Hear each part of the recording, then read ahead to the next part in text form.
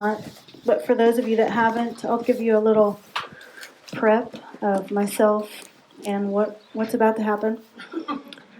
So, when I was 19 years old, I had a near-death experience, and while I was dying, I met this huge tsunami of energy, and it didn't have any form or face or anything like that. And I just called it God. And it replied back to me to call it Geschichte.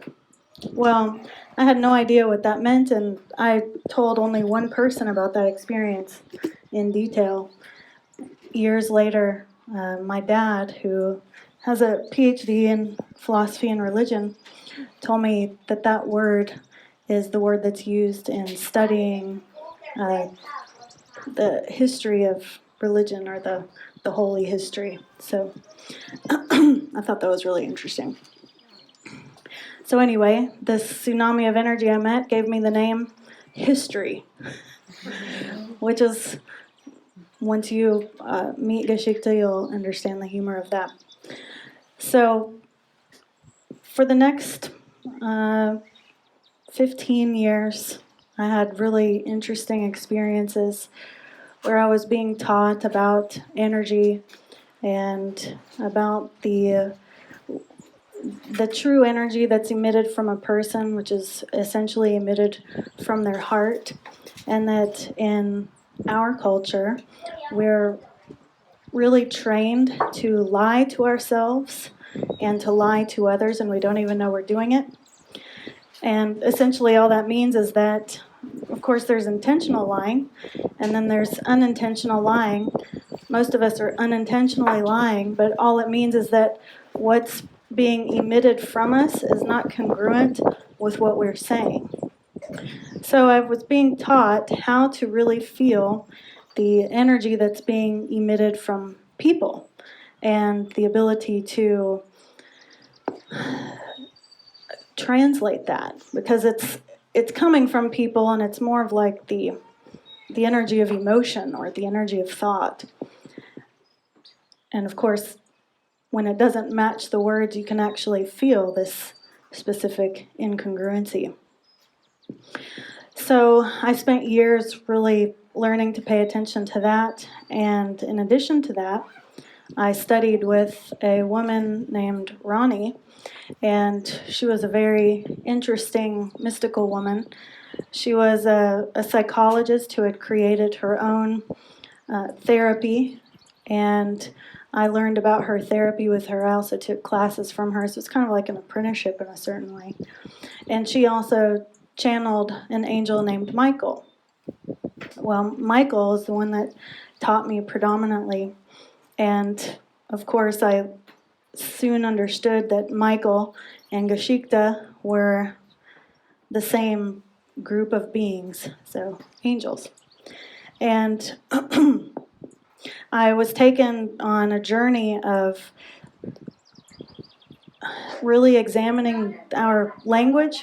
So I would have one word that I would really dive into the energy of for usually a month at a time.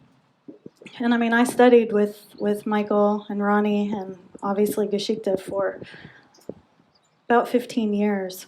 So, and that was ongoing, where the study of the energy of words. So what I was able to do is create this really awesome database within myself that most of us, we have a database, and our language is about that database, but we don't dive into the energy of the word. So that's what I was taught to do, is really dive into the energy of the word, because when you're diving into the energy of the word and you're really understanding the energy of the words, then you know if someone is emitting something that's very different than what they're saying. Because if you've studied the energy of the words, and then what someone's saying isn't matching the energy of the word, it's a lie. So that started transforming into something called emotional alchemy, which actually I taught myself with Geschichte, because the more I was diving into the energy of these words, the more I was understanding emotion. You can't dive into the energy of words and not learn deeply about emotion. It's impossible, which is pretty fascinating. So, anyway, when I was 34, I'm 43 right now. When I was 34, I got really sick with pneumonia and almost died again. And in that experience, I guess I would just consider it all those years that I'd been cultivating this other aspect of myself that I kept pretty secret. I didn't really talk to anybody about it, which was the study of energy and the interaction of energy.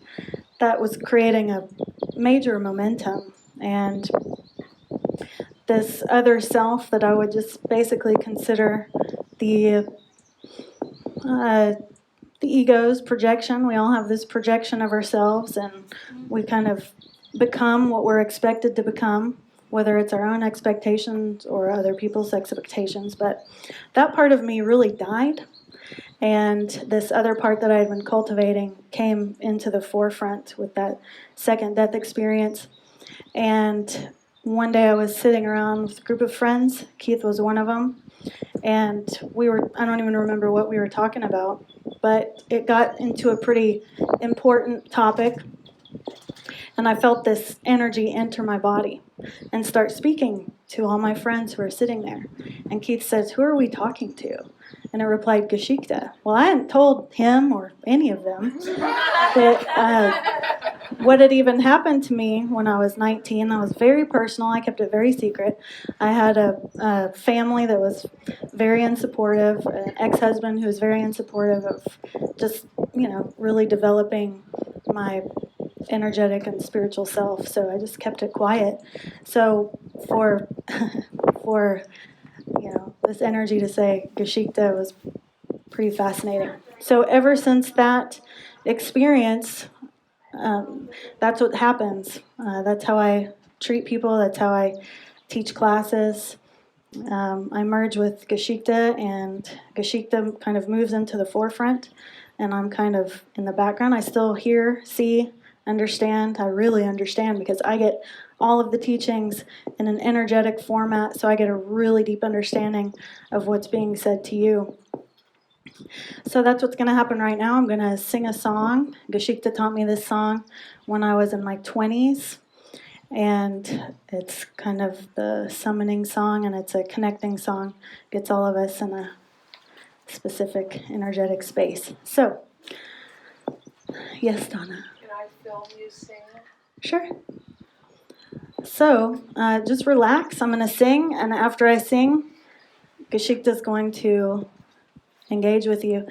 I don't know what is going to be talked about. I'm sure it'll be on par with probably what Donna already opened up with, and what you guys brought to the table energetically. So we'll find out. So just close your eyes and relax.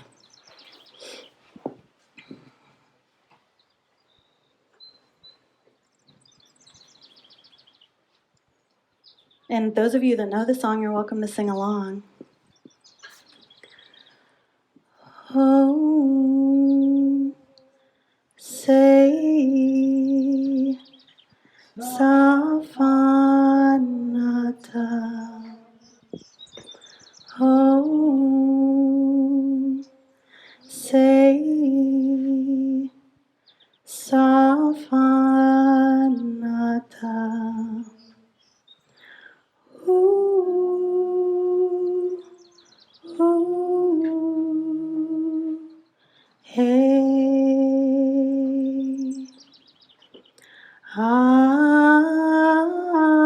safe come, seiken.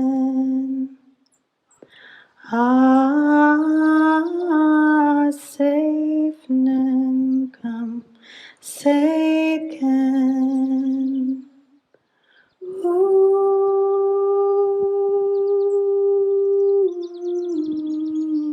safe no. Ooh,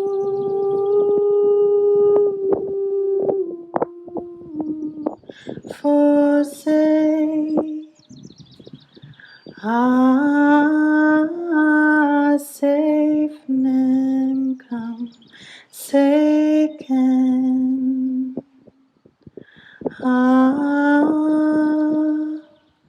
Hey,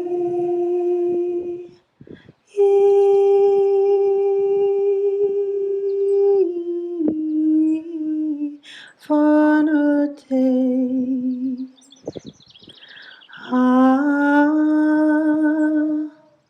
Hey,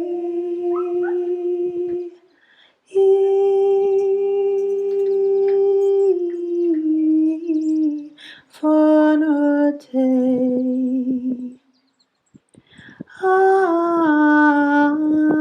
Come for day. He come for day. Come for day. He come for day. Hey,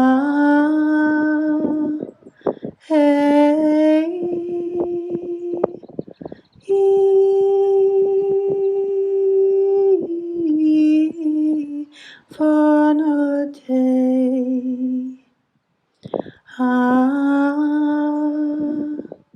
Hey,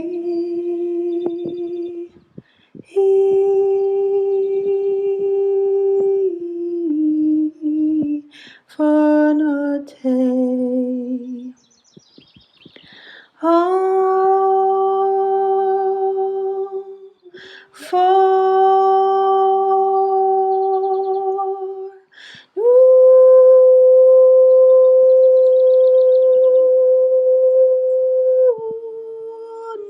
San Tien Kianu Om for Noon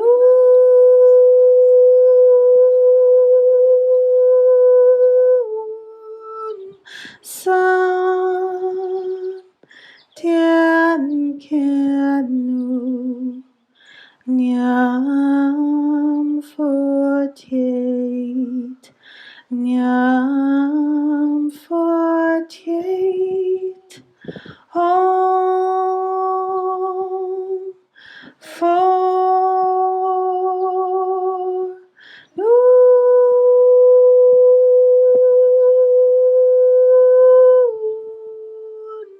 San Tien Kianu.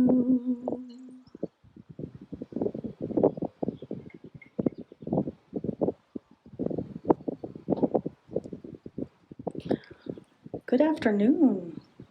Good afternoon.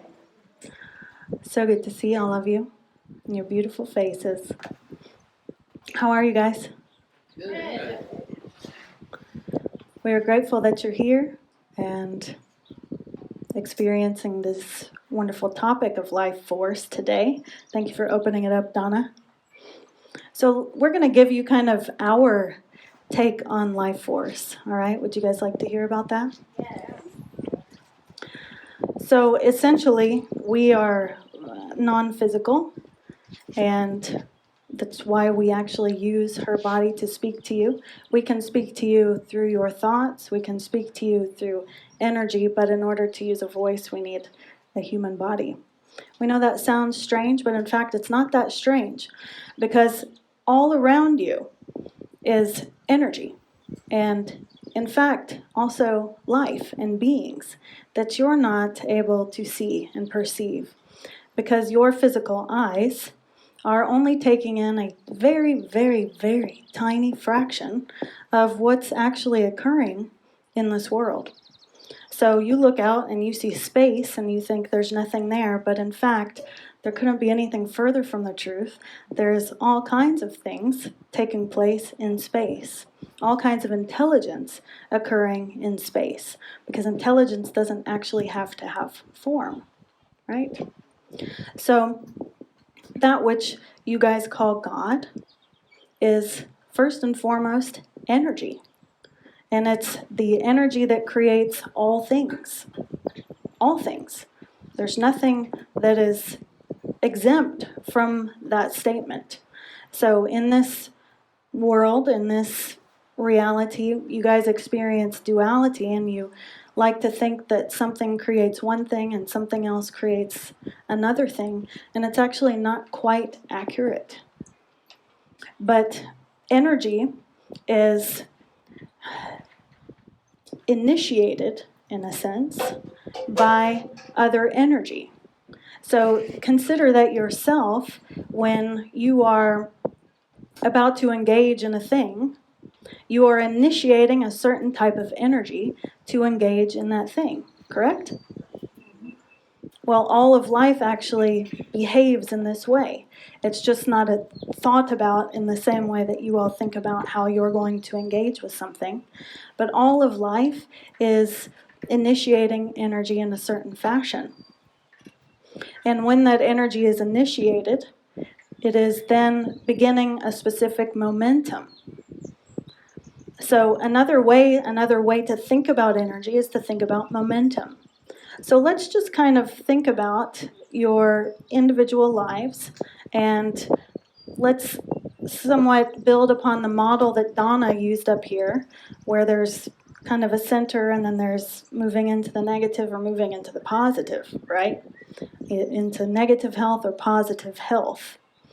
What that really is momentum. Momentum is moving in one way or another. And in your physical existence, you're not always paying attention to the momentum that's created or been initiated or cultivated. So when everyone's speaking of Pangu Shenggong, for example, an energetic cultivation form, number one, what that means is that someone was brilliant enough to be able to understand that energy can be programmed or constructed just like you can construct a vehicle. And you can create a specific framework for energy that you can for a structure like a moving vehicle. So this man created an energetic structure, and that energetic structure is allowing you to bring in more of the flow of the source of life, or to bring in more of the flow of the space around you, or that which animates you, right? Because a corpse, there's obviously no life force in it. There's obviously not that invisible factor within it. And that's really interesting, isn't it? Because everyone takes death and life for granted, but what does it really mean? It just means that your energy, that which is you, which is basically borrowed from the source of life, always with it, always returns to it, always comes from it, is choosing to animate your particular structure. And in your particular structure, you can either turn that up and become strong and healthy and all of those things, or you can turn it down and become deficient. And in the reality that you guys are existing in, you actually have grown up in a society, in a culture, which is deficient and teaches more deficiency. So we could do an entire lecture on how you are trained into deficiency. We won't. We'll touch on it. But you're trained into deficiency through a multitude of different ways.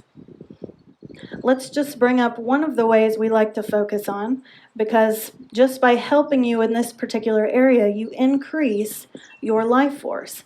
And that's the realm of emotions. When you're a little kid, you're essentially taught that any emotion that you're having is either too much, right? So even if you're having a happy emotion, often you're told to calm down. And if you're having a negative emotion, well, that goes without saying, doesn't it? Nobody likes negative emotions. So when a child is having a negative emotion, that's definitely squashed. So what's the message right there? The message of that is the energy that you are experiencing is inappropriate. So you're taught the energy I'm experiencing is inappropriate. Now I need to do something with it. What do I do with it? Yeah, stuff it. Exactly. Pretend like it's not there. Shove it in a corner. Shove it in a closet somewhere. Oh, I'm happy all the time. Look at what's going on in the New Age movement so often of the inability to look at what's dark. Same thing. If it's a negative emotion, it's now uncomfortable, let's shove it in a closet. But the fact is, negative emotion, positive emotion, it's all energy. And by trying to shove it down or trying to extinguish it, you are cutting yourself off from a specific flow. So we like to teach emotional alchemy because what you learn how to do is take those emotions that are uncomfortable to you and use the energy of it to transform into something that you prefer. It's really that simple. And what's the point of that? You're not cutting it off. You're instead actually initiating the flow of energy with your intention, with your ability to be present with it. So just by the simple act of emotional alchemy, you can increase your life force because you're not trying to slam the door on energy that's fully and readily available to you, which is what emotional energy is. And if you really look at how you guys interact with one another, you are always interacting with emotional energy. And what do you think whenever you meet someone who's not interacting with you with emotional energy? You think of them as a dud. Right? So you do on many levels recognize that emotional energy is important. So in the form of the Qigong, that's someone who recognized all these different ways that there is flow into your body or generated by your body with the elements of the nature that you're a part of, and that it can actually be amplified, and that valve, so to speak, can be turned up so that you're experiencing greater cultivation with intention. So it's simply a program that's running that you tap into. How else can you cultivate energy? How do you guys receive energy from life? Just throw some things out there. And not false energy, not like downing some coffee, but how do you generate actual energy? Joy from someone else. Yes, absolutely. Have you guys ever noticed that when you're in a state of happiness, genuine happiness, not pretended happiness, that you actually feel more energetic? And if somebody says something to you that hurts your feelings or something, you can feel yourself be knocked down some notches and you actually feel tired. So that's a good example. What else?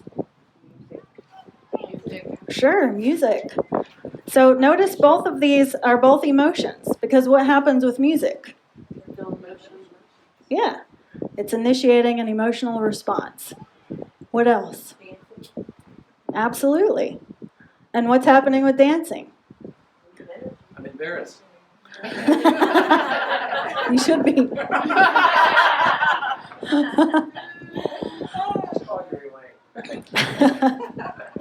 you just say you should be? Yes, we Is did. that Angel-Geschichte? That's Geschichte. We can see him dance. It's not pretty.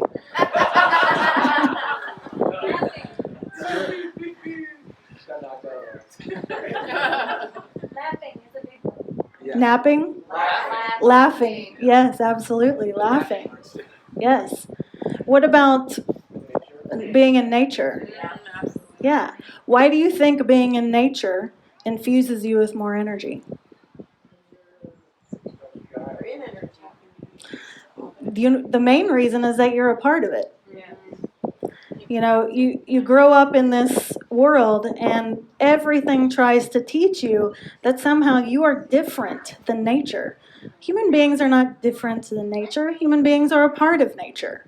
There is no ownership of nature. In fact, if there is any ownership, nature owns you. Pretty interesting, but that's not the story going on all the time. So, of course, when you enter into your natural environment, you feel better. What else? Eating good food, Right. sun, So, why does eating good food give you more energy? because you enjoy it, makes you happy. That's one of the reasons. The other reason is you're eating something that's actually harmonious with your body. So the opposite of that, eating something that's not harmonious with your body, will cause your energy to decrease. So when you really start to look at all of that, it's pretty fascinating the way that your world is structured and how, in fact, you're taught in many, many ways to operate in a way which depletes you. And so we're here speaking to you, and we're talking about energy, and this is probably considered woo-woo, right? And yet, you are all energetic beings first and foremost. And when your body is no longer functioning, that which is truly you, your energetic self, lives on. And there's proof of that all around you. Why is this all proof? Because the energy that moves through all of this moves through you. It doesn't ever stop. There is no end to the flow of energy. There is no end to the creation that energy initiates. So to ignore energy or act like it's woo-woo is actually a conspiracy against you. And those who think that they're so cool by thinking that this is woo-woo are cutting themselves off. They are, in fact, deficient by the simple mindset. Because if you can't engage in energy, how can you further cultivate it? And if you can't further cultivate it, how do you get stronger? Right? And if you can't be strong, then you can easily be controlled. Consider the fact that the human brain is predominantly untapped. Why do you think that is? We're just curious. Why do you guys think that is? Fear. Keep us suppressed. To keep us enslaved. Fear is a part of it, to keep you oppressed. Yes, but why aren't you guys able to access it? Do you guys ever think about that? I don't think we believe that we can. We're not taught. It's We're not taught that belief system that started everything on game. Kind of keep you locked in. Well, in general, many practices and knowledge have been hidden from you. So yeah, you're not taught to engage in it. We don't rely on ourselves for that kind of knowledge. That's true also. Yeah. My job is to keep us distracted. Also true. So look at what Keith is practicing right now. It looks ridiculous. Yet, one of the reasons Keith can treat someone and suck an illness out of them is because he spends plenty of time cultivating energy, which is woo-woo and stupid. Yet, people all over the place, and when they're at their wits' end, call him, "Can you please help me?" So how stupid is it? And how hard is it to control him with fear regarding health, since he knows not only can he make himself well, but he can also help other people become well. Really hard to control him.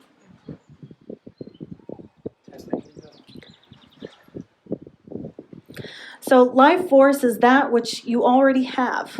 Life force is that which has already been gifted to you.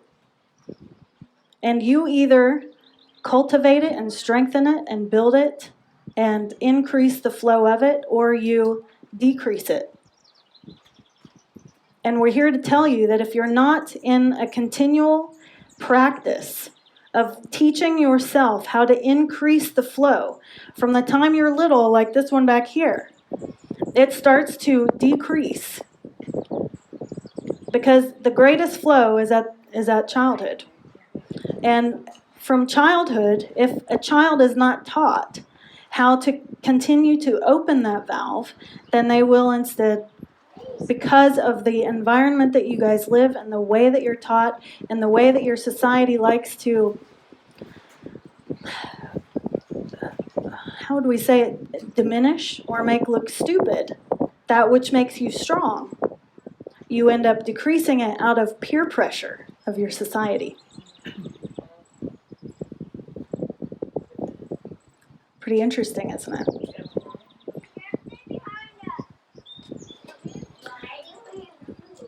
So, when you have a child, children actually need to be taught that their emotions are energy and are healthy just by the nature of having them.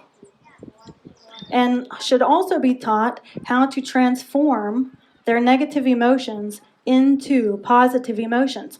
Not to make everyone else comfortable, but to make themselves healthier.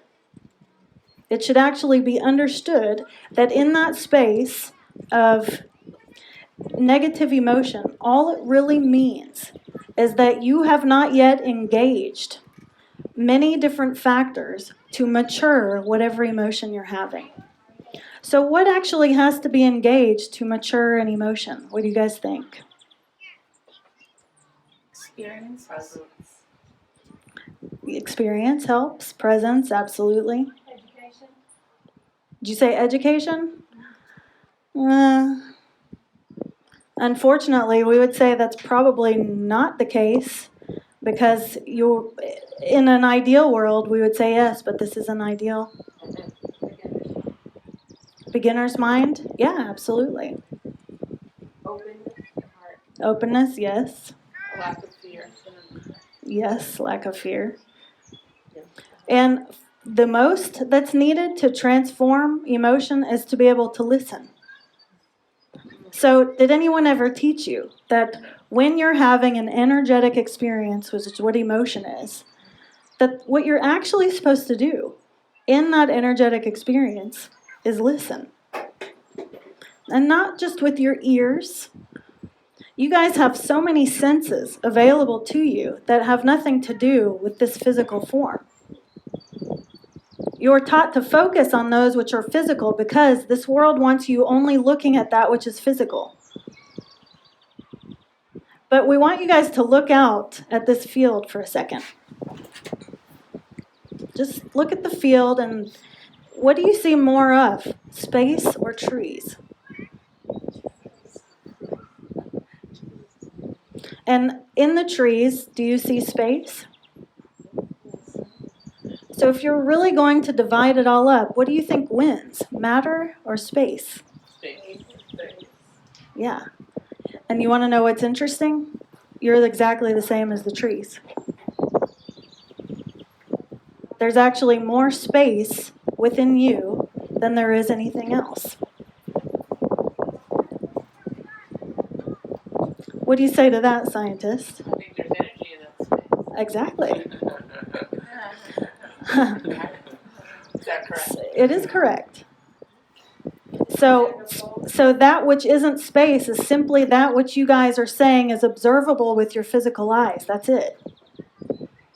But the fact is that that which exists, the majority of it is not observable with your physical eyes. So that means that the majority of what exists you can't see. And when you internalize that the majority of also what's within you, you can't see. And then you think in terms of what is an emotion. You get some good answers. So let's think about when you're at the end of your life and you're looking back on your life, or if, Angel in her near-death experience, she's looking back on her life and that experience. And one of the things she noticed in that experience was all of it is emotional. When you look back on your life, you're not thinking, that car was super cool. Or that shirt I had was amazing. And yet you're taught to focus on all of the materialistic things in this life. Yet when you come to the end of your life, that which you care about the most is that which you have that's physical. What you care the most about is that which you created that was emotional. So you reflect on all of the love that you offered. You reflect on the love that you received. You reflect on all of the relationships that you cultivated. You reflect on the relationships where you were an asshole. You reflect on all of that which is energetic. You often will put a body in front of you in your mind to consider that and attach things to a body, but the fact is that what you're actually doing is you're still connecting with energy and giving it a face. And you are truly assessing yourself in terms of what did I contribute in this world that I'm proud of. That's literally what you're thinking in your last moments. And I wish I would have contributed in this way. I wish I wouldn't have done that. I wish I would have felt how much those people loved me. I wish I would have told this person how much I love them. All of the regret that occurs is never over something physical. It's always over something energetic. And all of the appreciation that occurs is also in regard to what's physical, in regard to what's energetic, and not in regard to what's physical. Yes, you have, I'm grateful for these things. But the actual accounting that you're interacting with is energetic. So this life is an energetic experience. This life is an emotional experience. And when you're at the end of it, you understand that. But when you're in the midst of it, you buy into the bullshit that's been taught to you.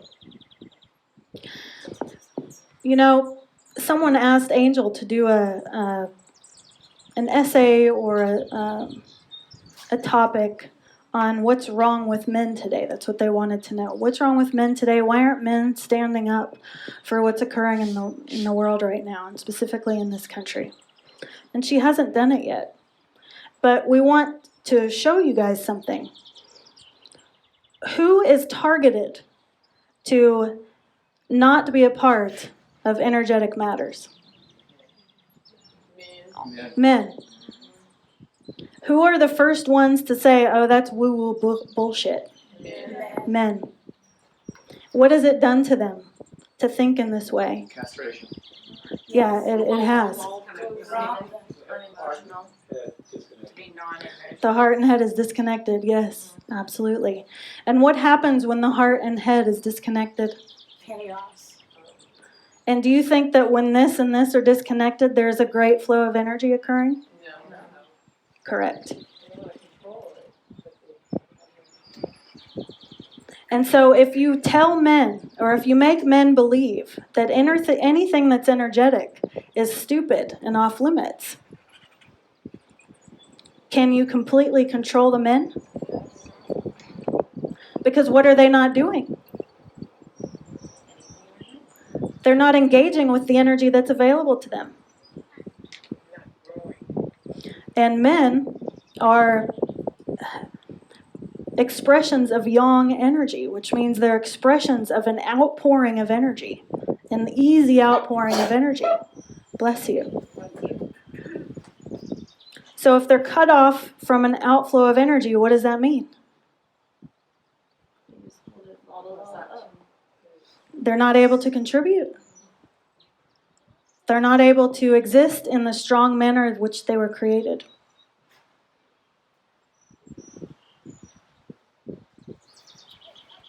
And if you want to control human beings, what do you need to do? You need to make their men weak.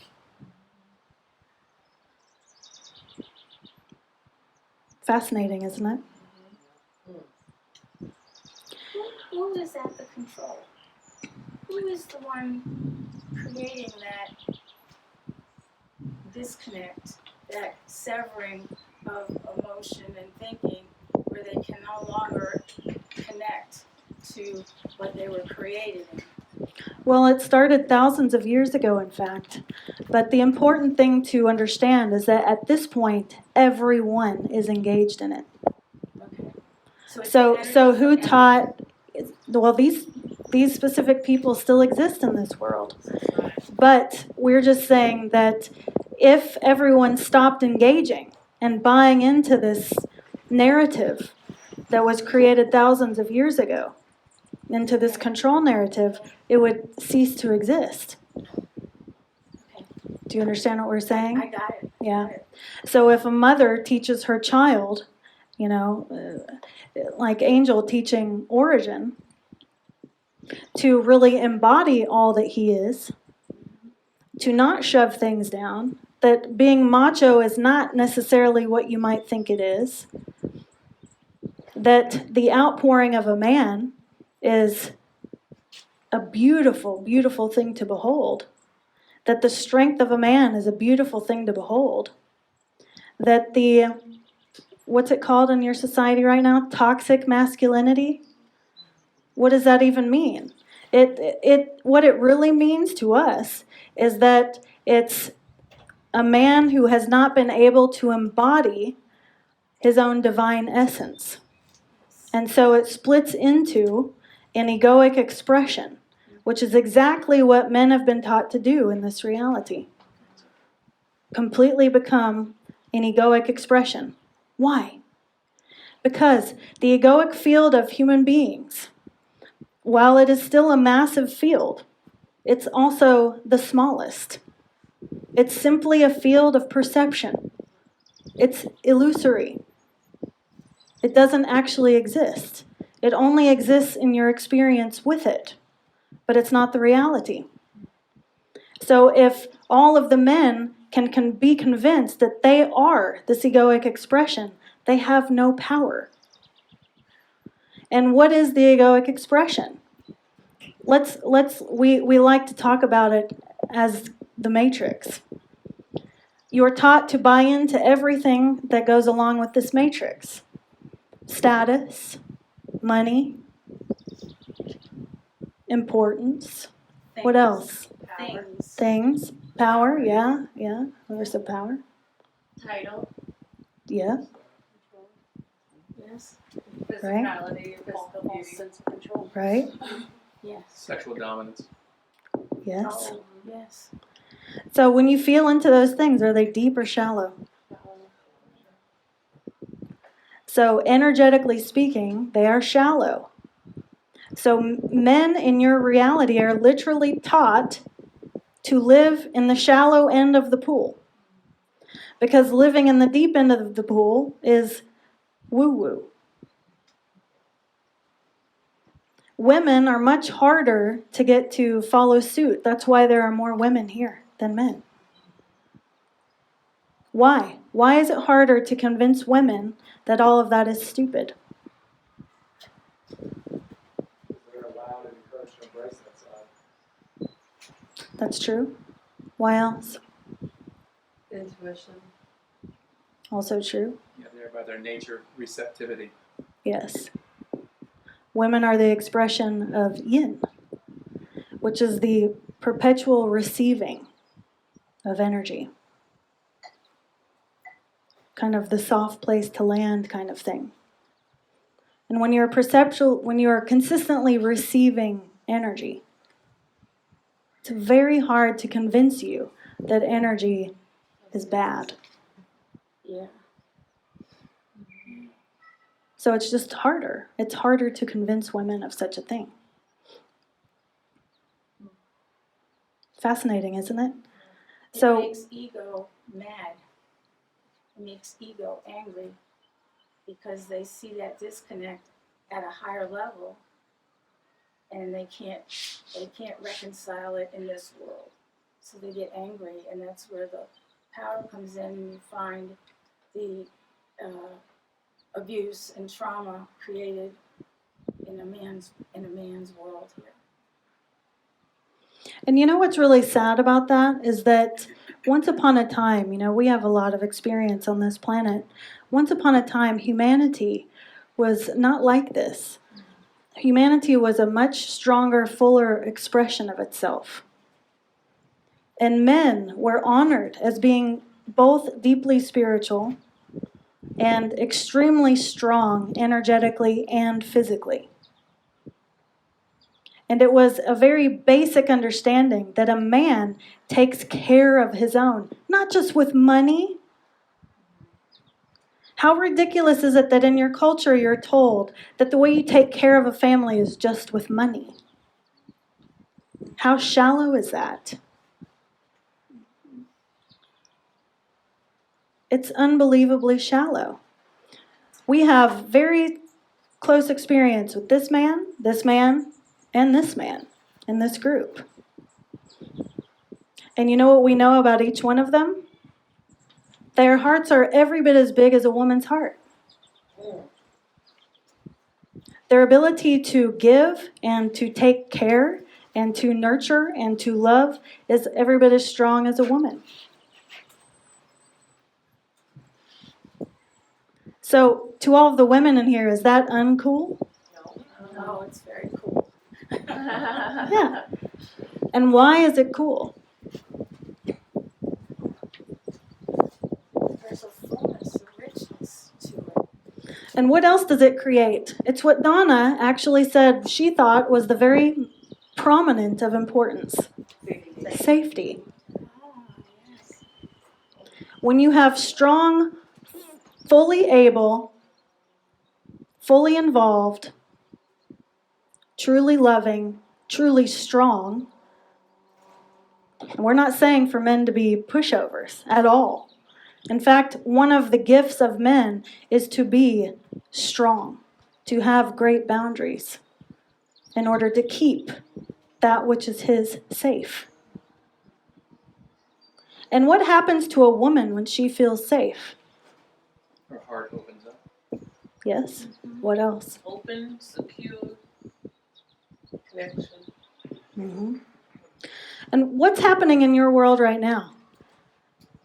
Everyone talks bad about the men, and the women in the feminist movement have now tried to take on both their own role and a man's role to somehow try to prove that men are unnecessary. Right? How ridiculous is that? What's happening to women? They're exhausted by the task. They're exhausted. They're trying to do everything. Is this creating safety? Although some I think are safer deciding to be a single parent. So it's all relative. It is all relative, but in general, women in general nowadays do not feel safe with men. You have entire movements about it. Me too. Right? Yes. And what is it doing to the good men? What message is it giving the good men? Don't even try. Just stay away, don't even try. Don't try, stay out of it. Don't talk. We don't need you. We don't want you. You're not necessary. Like repelling of the magnet. So what's happening energetically to the men? Again, weaker.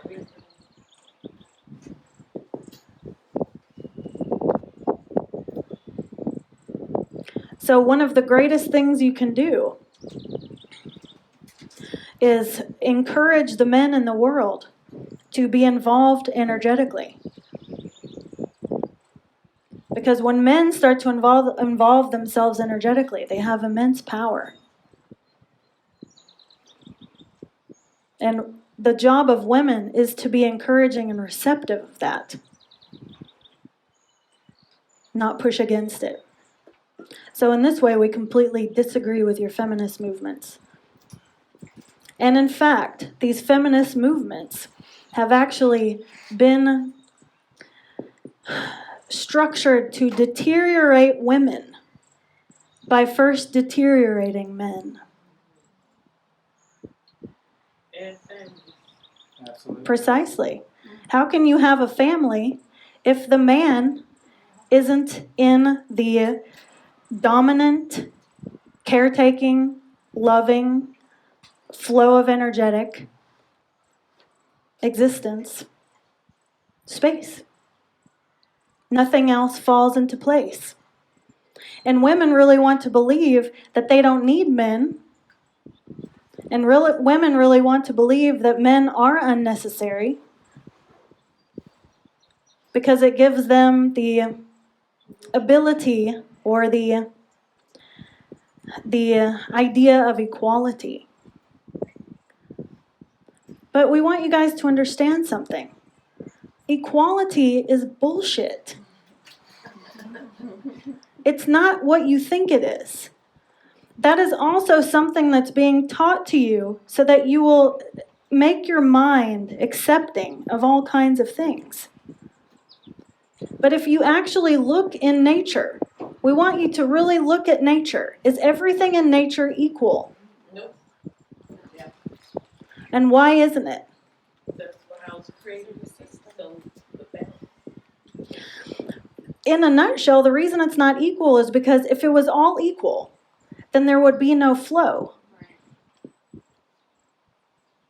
If the fish doesn't eat the bug, the fish dies. So there's always a flow to life. So equality should be thrown out the window. That's not how it's meant to be thought of. So what do you think is a healthy way to think about life, to think about men and women? As a collaboration. Yes. Yes. Collaborative. Harmonious. Understanding that as my existence, as I was created, if I'm truly trying to comprehend everything about myself, who am I? What am I? What are my strengths? What are my weaknesses?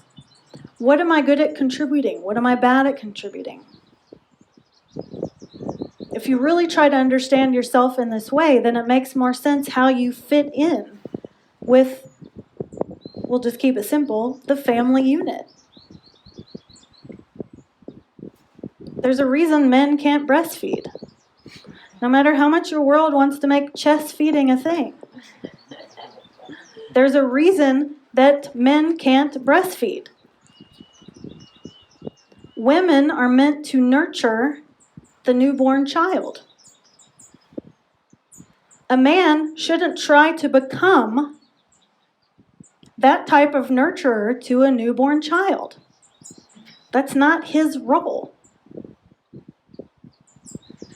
Yet, in your society right now, this is literally being taught to you that if what we're saying is controversial in some circles. Why? Why? Why is that controversial? Because there's a mindset that's trying to be accomplished right now. And overall, what this mindset is trying to deplete all of you energetically. Because if you disrupt the natural flow, you disrupt the overall energy. And if you disrupt the overall energy, then you have a weak society. So life force is predominantly found in harmony. Whether you're talking about harmony with yourself, which includes the way you think about life, the way you emotionally process life, the way you interact with others, the way you interact with yourself, the way you interact with food, the way you interact with nature. And as we say this, you can start to pay attention to it. There's always either a flow or a cut-offness. And if you start to pay attention to yourself in those ways, you can feel when you're cutting it off and when you're opening up the flow. And you can take this into any area. Okay, so we like to do something called intelligent prayer. And what does that mean, intelligent prayer? It means a way to pray that actually opens the valve. So it means that you're aware of the way the energy flows, Because what is God? The source of life energy. If you cannot feel source of life energy, is there flow? Right. So it would be useful to know if the way I'm praying is opening the valve or closing the valve. So let's just use an example. When Angel's scrolling Facebook, we see random prayer requests. Please pray for my friend, God knows what. Is that an intelligent prayer? If you are on the receiving end of that, if you're reading that and you go, I really want to help this person, whoever it is they're talking about, can you direct your energy anywhere? No. Please pray for random so-and-so. God knows. What does that mean? That means you're about to do a lazy prayer. Dear God, please help so-and-so. I don't know who it is, but it's connected to such and such, and they said you know. Feel what that does energetically. Nothing. It just sits here. And we know we're being funny, but this is really important. Prayer is simply the directing of energy. That's all prayer is. Because you are connected to the source of life. And you're saying, I'm going to pray on your behalf. That means I'm going to connect on your behalf and help direct the source of life energy that obviously you're having a problem with, or you wouldn't be in such a horrible situation. So I'm going to open myself up to be a channel to which that which is divine can flow through to help you. Have you guys ever thought about prayer in this way? So does it need to be distinct and direct when you're praying? Yeah. Yeah. Because you're the, what's it called? Yeah, exactly. And what happens when you have a lot of people properly directing the source of life energy? You'll see change. Yeah, of course you will. 100%. So even prayer is simply about being able to receive and direct life force. Interesting, isn't it?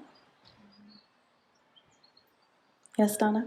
So when we send energy, as we've been taught using the Hangu Shingon password phrase, but we're not really, like you talked about, when someone requests that someone pray for someone else, but we send energy, but we don't send details.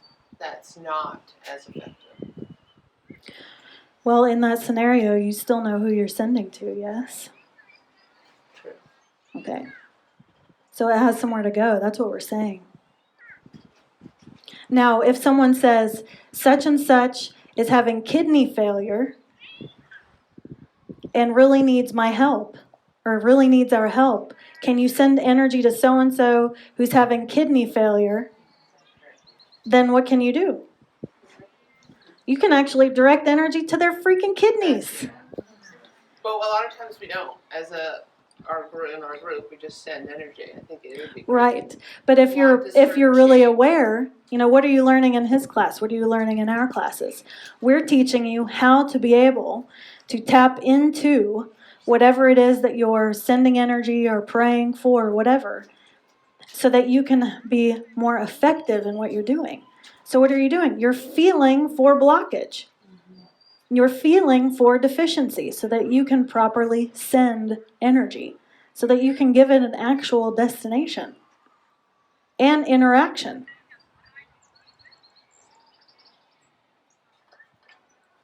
So that's how we want you guys to start thinking about life force, is that it is an ever-present, everlasting flow.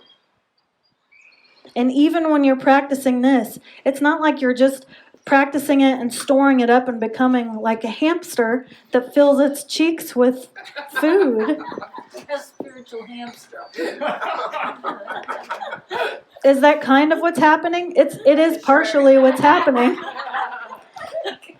This form that Keith is practicing, there is an element of it that is infusing your organs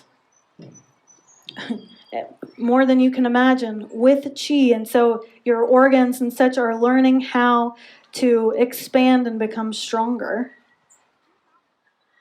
because they have been deficient. And your energetic field is learning how to absorb and become stronger. So what are you doing? You're giving it basically new set points. Everything about you is actually memory. Everything. The human being has 8 fields of existence. And within each of those fields is memory. And not the memory that you think of like, oh, I remember when I had ice cream with my mom, blah, blah, blah. No, memory, as in there is nothing that has ever occurred in the history of all life that doesn't exist within your fields. Every tree's memory is also yours because you are a part of nature. Every human man's experience is also yours because you are a part of humanity. And when you understand that time doesn't exist in the way that you think it does, you understand that you have access at all time to every single memory that has ever existed. Because you have a field called the spirit field, which all existence lives in. All memory of all existence lives in your spirit field. There are no exceptions to that. And that's just one of the fields. So we want to ask you something very interesting and serious. If that's true, and it is, but if that's true, how much energy do you think you have access to all the time?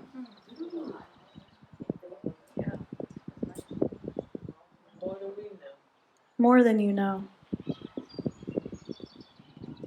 So the worst thing you can do is buy into anything that says that energy is woo-woo. Because without energy, none of this would exist. Nothing.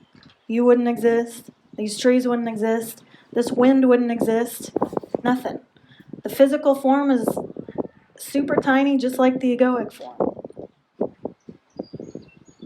in relation to the totality of everything that exists. You get down into those close to physical areas, and you're talking about the tiniest, the smallest fields.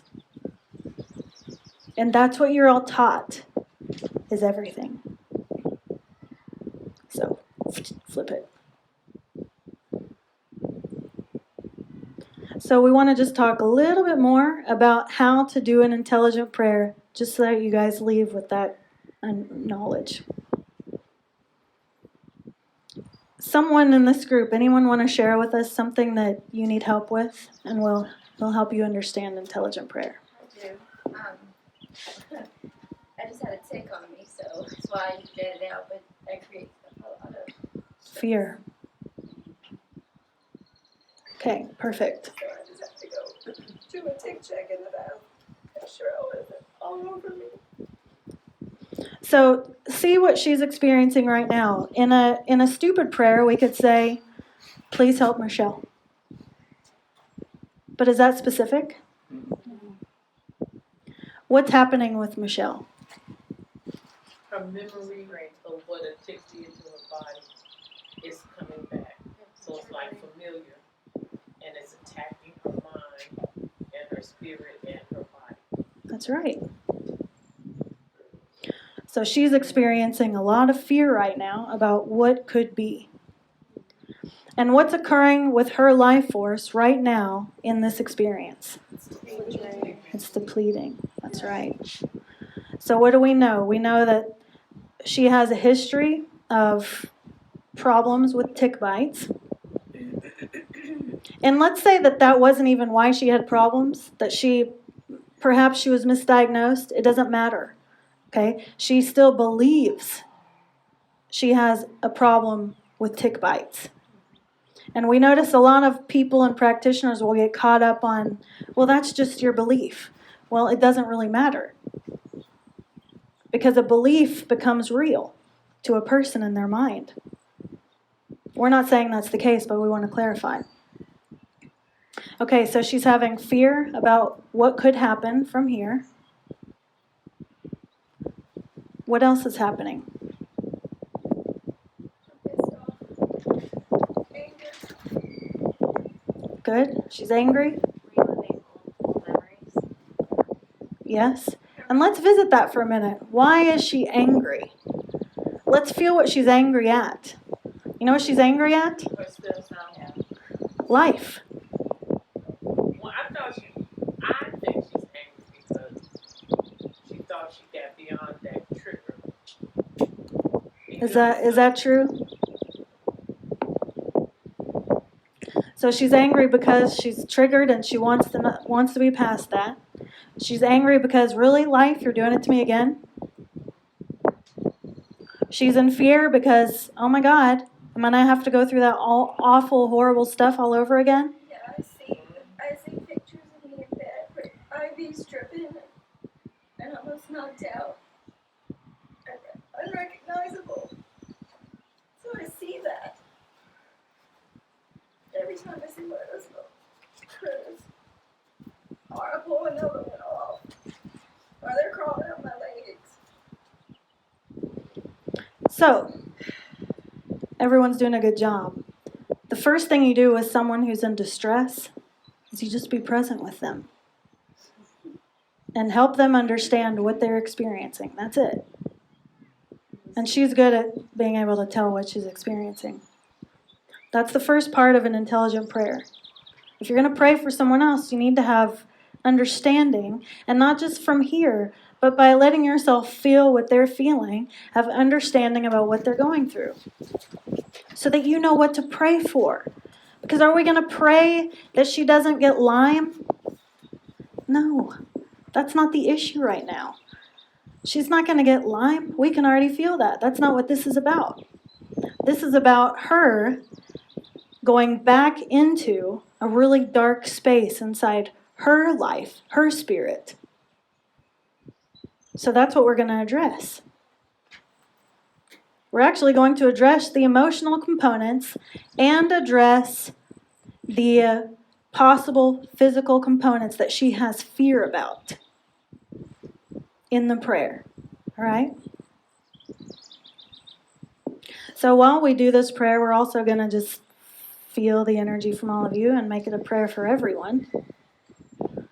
But the point is, we want you guys to feel how you take the energy of something that is uncomfortable or negative, and how you work with that energy into creating something positive.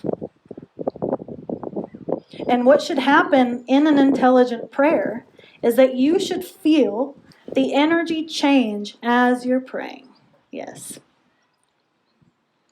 So that when you're done with your prayer, you can feel yourself expanded. And you can feel the healing or the wholeness of the person you're praying for. So that you embody the healing itself. You embody the wholeness itself on behalf of who you're praying for. You don't pray for someone who's broken in a broken space. And you certainly don't end your prayer broken for someone who's experiencing brokenness, unless you want to be extremely ineffective. Because anything that directs energy is really just about being effective or ineffective.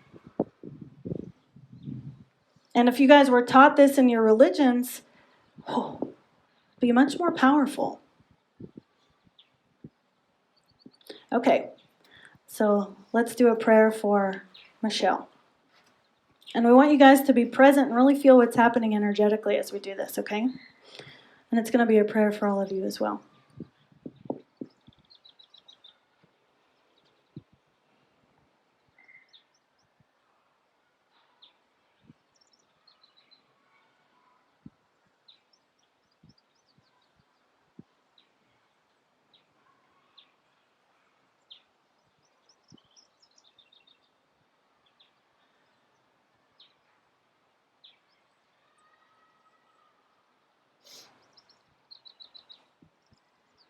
As I walk through this life with deep insecurities, help me understand that I'm not alone.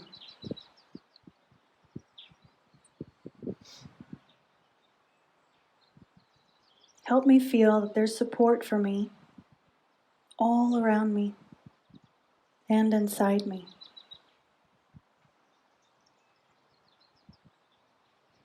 Help me understand that that which I'm connected to is the most powerful energy on earth, and that there is nothing that can overtake it or overpower it or diminish it.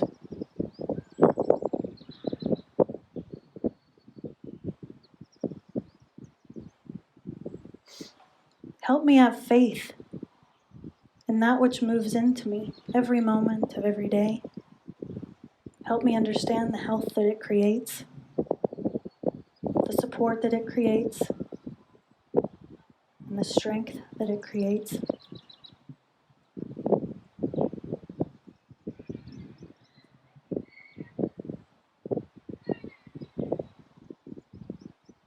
Help me feel the everlasting health of my blood and my organs and my precious body. Help me know in my heart that I'm stronger than anything that could enter my field or anything that could enter my body.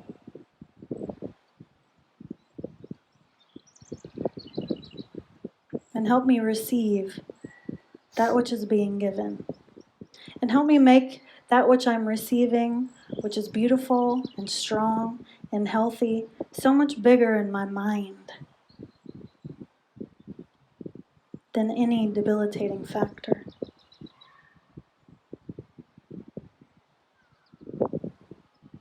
And help me grow that strength minute by minute until I become so strong in my own perception that nothing makes me fear.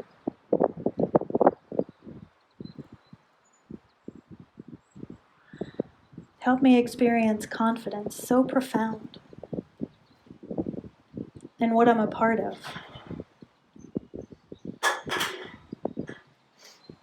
that I would never experience something which I'm a part of breaking me down. Help me understand harmony at the deepest level,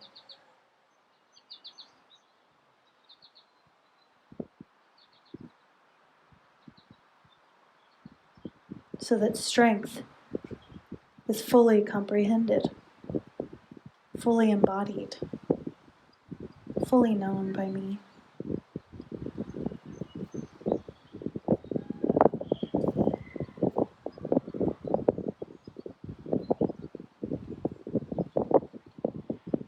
Help me transform fear into love, even that which seems ugly or scary. Help me understand it as part of me, and only part of me, so that I'm not divided within myself, but instead fully harmonious within myself, fully harmonious within nature.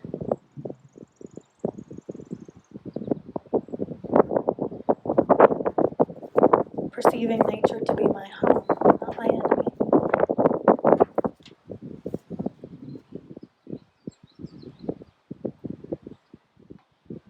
Help me have trust and faith in my life, being able to perceive all of the goodness, the constant goodness, and my ability to transform that which I do not perceive to be good into something that is good.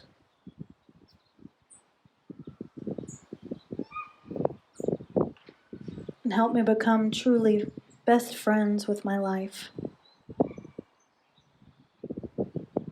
in a way that makes my moments enjoyable, and any moment that's not enjoyable, temporary, and loudly temporary in my own perception of it.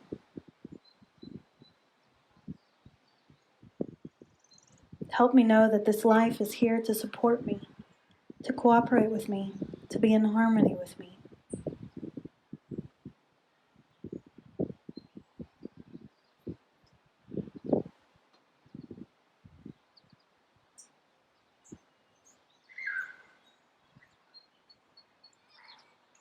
And help me appreciate that as the truth. And help me move into great love for my life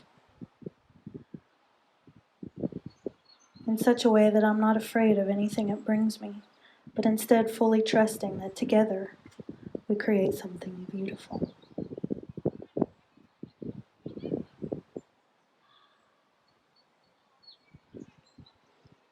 So did you guys feel what happened energetically in that prayer?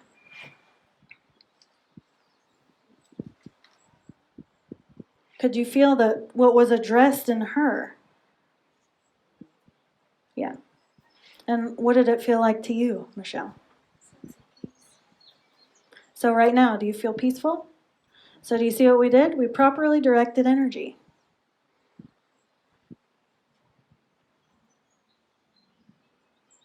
And that's the power you guys have all the time. It's not about you being the most powerful. It's about you being the best conduit. And teaching yourself consistently how to be that. So do you guys have any questions?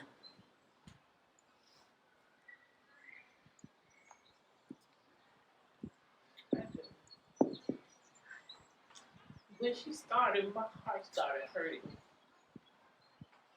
and it felt heavy, and I think it felt heavy for her, and I was picking that up from her.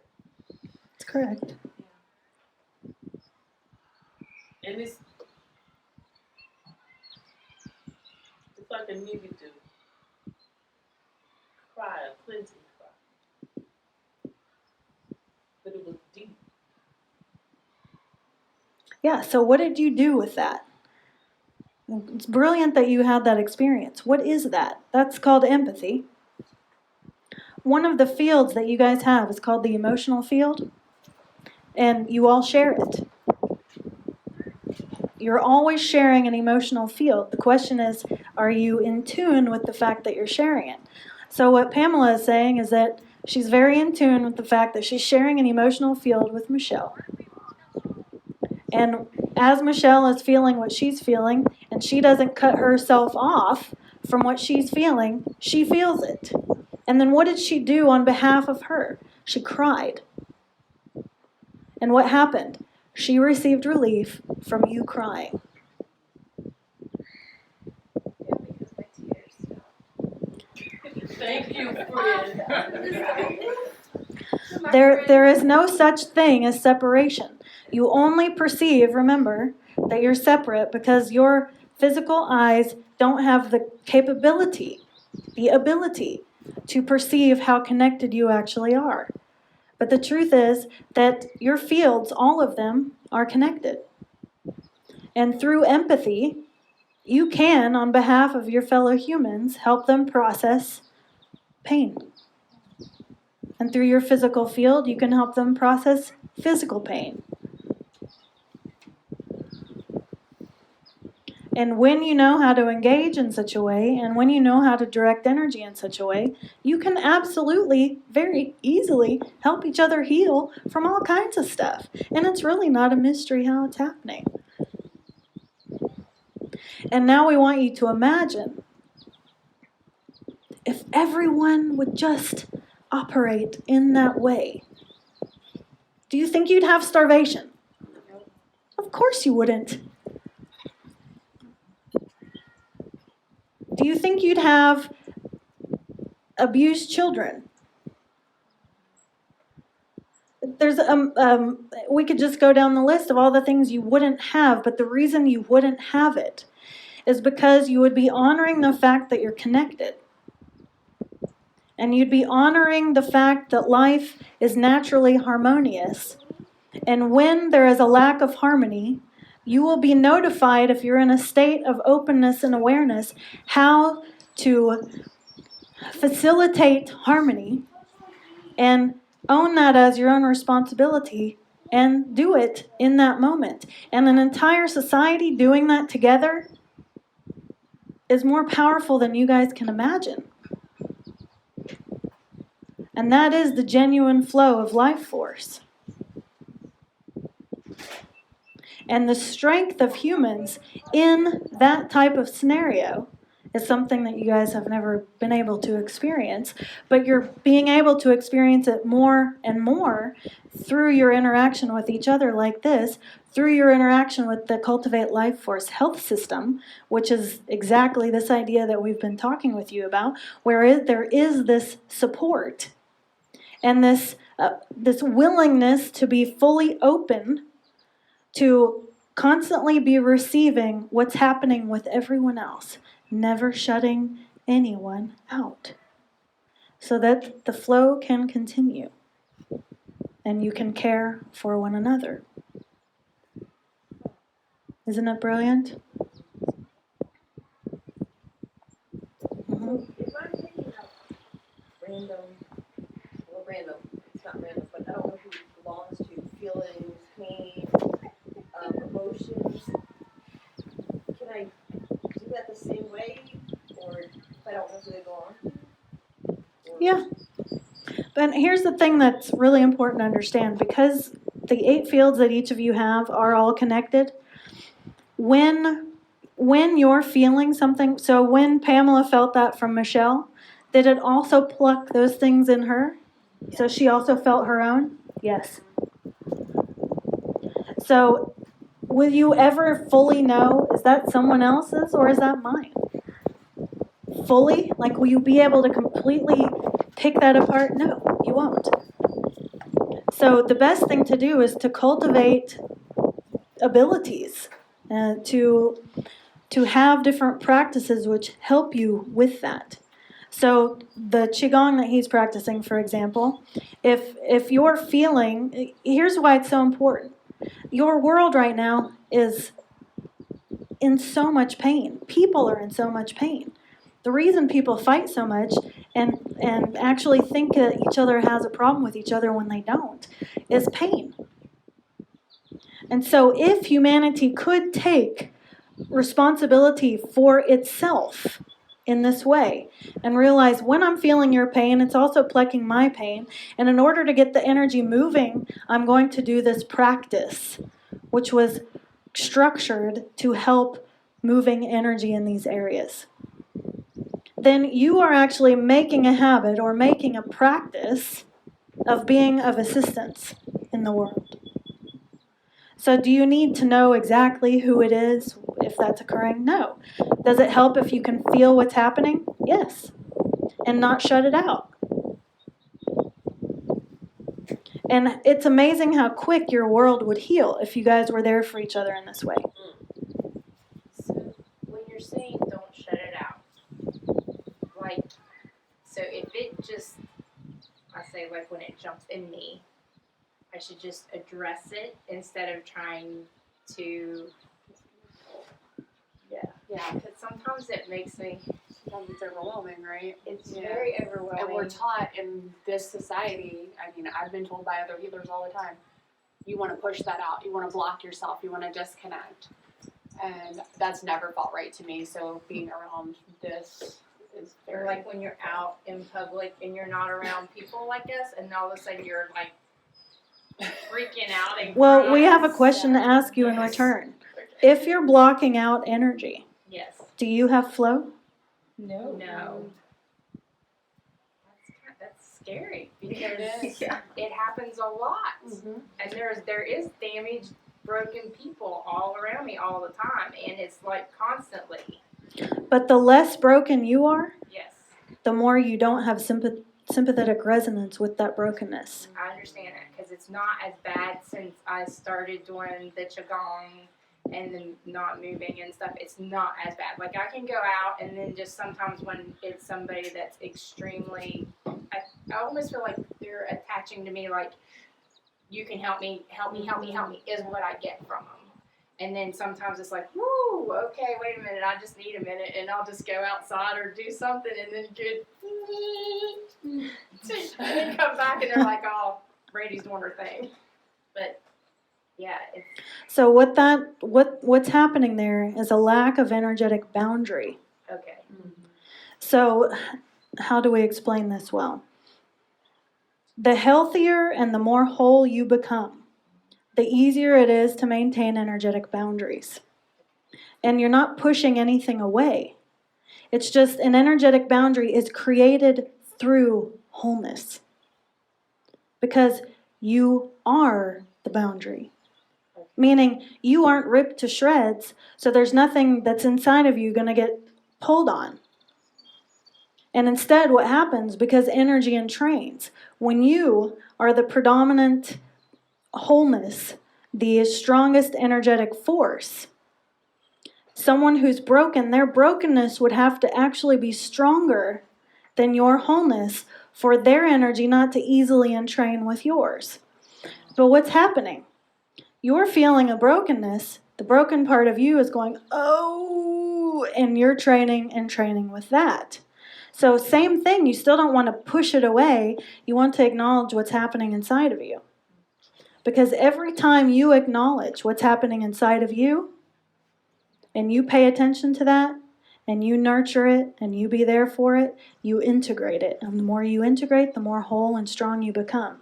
The more whole and strong you become, the more you are the dominant energy factor, and everyone else entrains to you.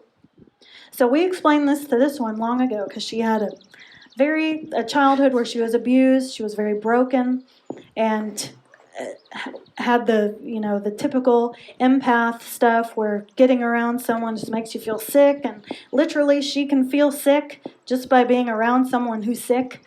And we taught her, you have to become stronger and stronger and stronger, and the only way you become stronger is by actually facing all of it. And by working with your own stuff to where you become the dominant energy. And as you become more whole, when someone broken comes into your space, they will actually feel more whole instead of you feeling more broken. Okay. So we're not going to tell you that it's easy. Yeah. And it might be momentarily exhausting. But when you train yourself to not shut it out, but instead keep the valve open and realize, I'm feeling that person's brokenness and my own. And then you do your gong. Yeah. And you let yourself cry or whatever. Then you let yourself be there for you, be your own best friend in that experience. You start to integrate. And as you make integration a habit, you become whole. Because part of what's happened energetically is you've all been trained into fracturing. And part of the reason you don't have all of the ability even with your brains that you would like to have is because of the fracturing that's occurred from the time you were little. You have not had energetic access to yourself because of all the fractured pieces. So when we work with you, the main thing we're working on is helping you become more whole and integrated. So with our students, do you feel more whole and integrated after studying with us? Absolutely. Yeah. And a lot stronger energetically. And what happens? People that used to really bother you or make you feel sick or weak, Karen, what happens now? They don't do that anymore. I actually engage with the energy, and I can feel them in training with my energy. And then I'm healing them in a conversation through that. Or even just hanging out. Look what's happened with you and your mother. Yes, that's a very good example. And so as you become the dominant energy source, through your integration and through your wholeness and through your cultivation of strength, you will find that either people will be drawn to you because they too want that strength, or they will be repelled by you because you represent something they're not interested in working on yet. And either way, you have to let it be. So we're probably up on our time, aren't we? Whenever you're finished, you're finished. Did you all enjoy this topic? Yes. Thank you. Do you feel like you have a better understanding of life force? Yes. And hopefully a greater appreciation for the beautiful men in your world? Yes. and a great appreciation for the beautiful women as well. And how it's all meant to be harmonious. And that in the harmony, the energy flows. And when the energy flows, there's great health, great well-being. Excellent. Thank you. Thank you. Whew.